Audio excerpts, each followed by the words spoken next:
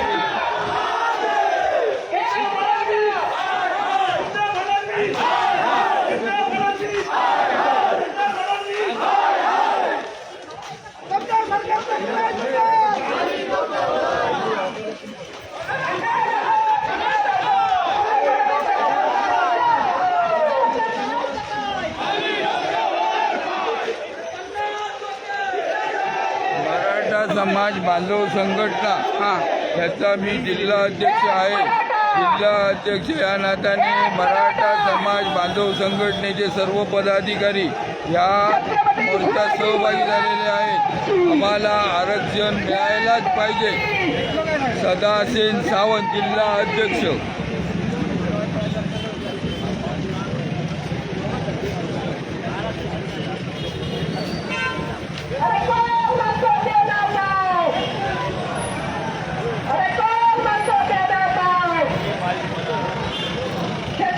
बहुसंख्येने नेहमी तुम्ही सामाजिक करता आज मराठा समाज बांधवांच्या हितासाठी आणि अमानुष जो लाठीचार्ज झाला त्याबद्दल आपण या निषेध मोठ्या सभेत काय सांगा? समाजासाठी आपण प्रत्येकाने स्वतःच्या समाजासाठी लढाईसाठी उतरावंच लागतं आणि उतरलंच पाहिजे। आजपर्यंत मराठा समाजाचा सगळ्यांनीच वापर करून घेतला, पण ते कोणतेही विषय असो आणि सामाजिक क्षेत्रात तर मराठा समाज प्रत्येक वेळी अग्रेसर असतो। इतर समाजावर जरी अन्याय होत असेल तरी मराठा समाज कायम त्यांच्या पाठीशी असतो। आणि काल जो जालन्यामध्ये जो लाठीचार्ज झाला तो एकदम चुकीचाच आहे, कारण असा लाठीचार्ज यापूर्वी आपण कधी पाहिला नव्हता। एवढे 58 मोर्चे झाले, सगळे शांततेत झाले, पण आता ही वेळ कोणामुळे आली? या सरकारने जो काही आंदोलनास्थळी जे जाऊन तिथे लोकांच्या घरोघरी जाऊन जो लाठीचार्ज केला त्याचा हा उद्रेकाचा परिणाम सगळीकडे महाराष्ट्रात आज दिसत आहे। आणि लवकरात लवकर जर हे आरक्षण जाहीर नाही झालं किंवा कोर्टाचं कारण सांगून जर दिवस पुढे ढकलत राहिले तर अजून ते आंदोलन तीव्र होण्याची शक्यता आहे। त्यामुळे सरकारने आता गांभीर्याने विचार करून लवकरात लवकर आरक्षण जाहीर करावं अशी विनंती करतो। निश्चितच हे सर्व मराठा बांधव होते, लवकरात लवकर आरक्षण जाहीर करावं असं त्यांनी सांगितलेलं आहे। आता हा मोर्चा छत्रपती शिवाजी महाराज चौक येथे पुन्हा आलेला आहे। आपण ही दृश्य दाखवत आहोत आपल्या दर्शकांना। हे सर्व बांधव आहेत ते आता इथे पुन्हा जमलेले आहेत।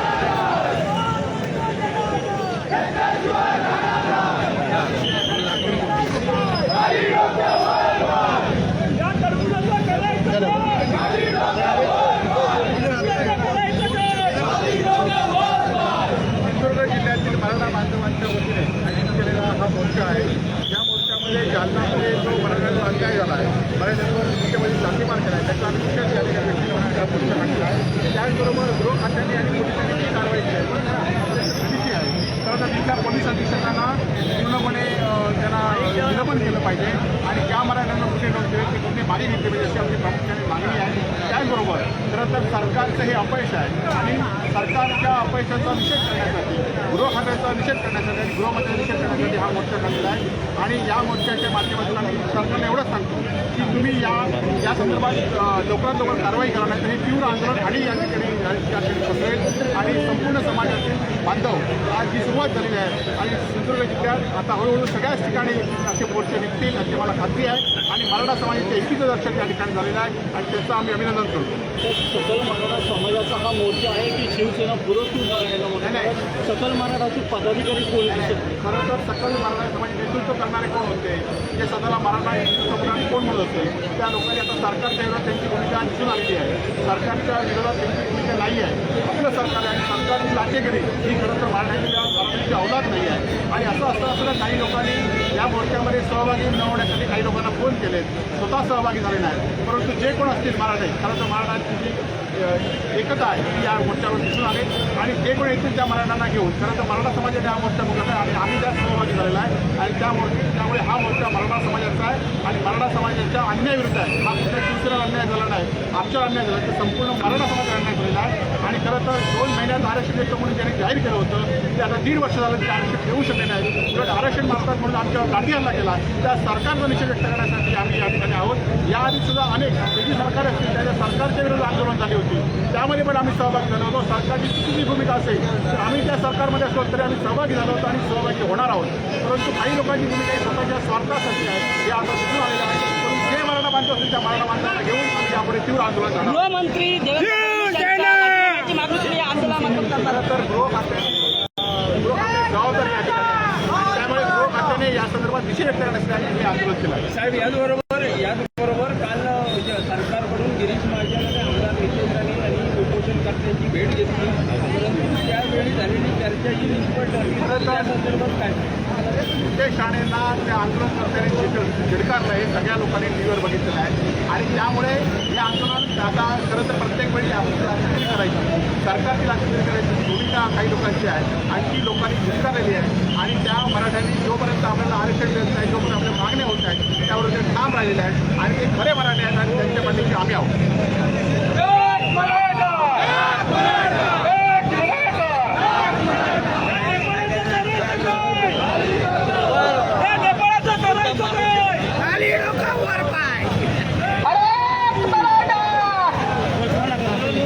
आज तुम्ही सहभागी झालेला आहात, आमदार देखील आहेत, त्यांनी सांगितलं आहे आम्हाला आरक्षणाच्या मुद्द्यावर आपण काय म्हणताय. आरक्षण हे आमच्या हक्काचं आहे, ते मिळालं पाहिजे. कारण आमचा समाज पाठी राहता कामा नये. मराठा समाज हा सगळ्या ह्याच्यात अग्रक्रमाने राहणारा समाज आणि हा समाज पुढे गेला पाहिजे. हा हेतूने आम्ही सगळे आरक्षण घेणारच, घेतल्याशिवाय थांबणार नाही. निश्चितच हे सर्व होते मराठा बांधव यांनी सांगितलेलं आहे आरक्षण घेतल्याशिवाय थांबणार नाही. मराठा समाजाच्या जो अन्याय झाला आहे त्या अन्यायाच्या दृष्टीने आवाज आपण उठवत आहोत आणि हे सर्व जे दृश्य आहे ते लाईव्ह आपण कोकणसार लाईव्हच्या दर्शकांना दाखवत आहोत की कशा पद्धतीने हे नियोजन होतं. आणि सर्व जालन्यात झालेल्या जो लाठी हल्ला आहे त्याचा निषेध, जाहीर निषेध या इथे या बांधवांनी केलेला आहे. त्यामुळे आपण ही बहुसंख्येने मराठा बांधव ह्या मोर्चामध्ये सहभागी झाले होते एवढेच आता आपल्याला दिसत आहे.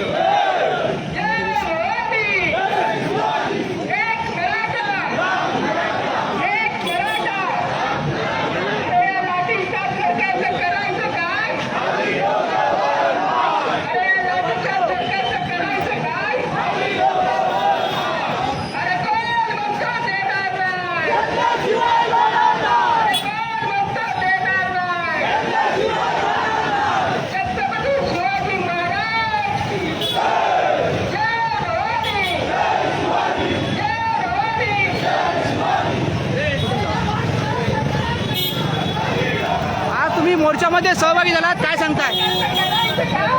जालन्यामध्ये जे हे केलं त्याच्याबद्दल आम्हाला निश्चित आहे हां, आणि मराठ्यांना आरक्षण भेटलंच पाहिजे. कुठून आला तुम्ही सामील होण्यासाठी? कुठून आलात? असोंडीवरून टोप्या घालून मराठा समाजाच्या या आंदोलनात सहभागी झालात, काय सांगाल? कुठून आलात तुम्ही, काय सांगाल? आणि कुडावरून आज सामील झाला या मोर्चामध्ये, काय काय वातावरण आहे, काय मागण्या आहेत आपल्या? सरकारने जो लाठीचार्ज केला आमच्या मराठा बांधवांवर त्याच्या आवाज उठवण्यासाठी आम्ही सामील झालेलो आहोत. या सरकार पाहिल्याशिवाय राहणार नाही. ज्यांनी ज्यांनी मराठा अन्याय झाले तर सरकार कधी व्यवस्थित राहू शकत नाही. आणि मराठी आता गप्पा बसणार नाही. शांततेत 58 मोर्चे काढले, पण आता मराठा चेतवलेला आहे आणि या सरकार पाळल्याशिवाय राहणार नाही. बहुसंख्य मराठा बांधव आहेत, काय सांगाल तुम्ही आज सहभागी झालात या मोर्चामध्ये? जालन्यामध्ये झालेल्या मराठा आंदोलनावर लाठीचार्जवर ही तीव्र प्रतिक्रिया मराठ्यांची उठलेली आहे. तिथे लाठीचार्ज करताना पडलेल्या लोकांवर, लहान मुलांवर, स्त्रियांवर सुद्धा मोठ्या प्रमाणात लाठीचार्ज करण्यात आला. लाठीचार्ज करताना त्यांनी पडलेल्या लोकांचा पण विचार केला नाही. अतिशय निर्गुणपणे आणि अमानुषपणे लाठीचार्ज त्यांनी केला. त्याचा निषेध समस्त आवाज उठवल्याशिवाय राहणार नाही. कुठून आला तुम्ही यात सहभागी होण्यासाठी?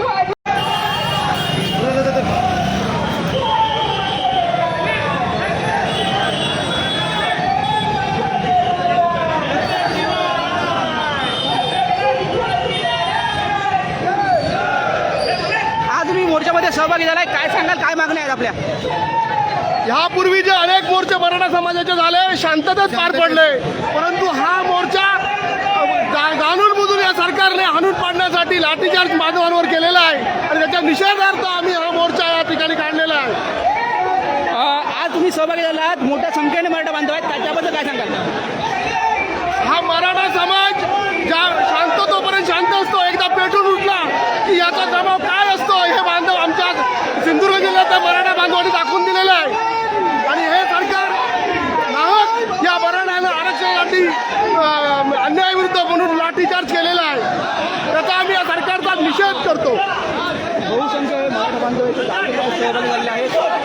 तुम्ही देखील काय सांगाल, तुम्ही या मोर्चात सहभागी झाला, काय मागण्या आहेत आपल्या? काय मागण्या आहेत आपल्या या मराठा मोर्चामध्ये सहभागी झाला, काय मागण्या आहेत आपल्या? आमची एकच मागणी आहे की मराठ्यांवरती जो काही अन्याय घडतोय तो घडू नये. आमचे दिवसभरातले सर्व अपडेट्स, ताज्या घडामोडी आणि थेट लाईव्ह पाहण्यासाठी सबस्क्राईब करा, लाईक करा कोकणचं नंबर 1 महा चॅनल कोकण 7 लाईव्हचं YouTube चॅनल.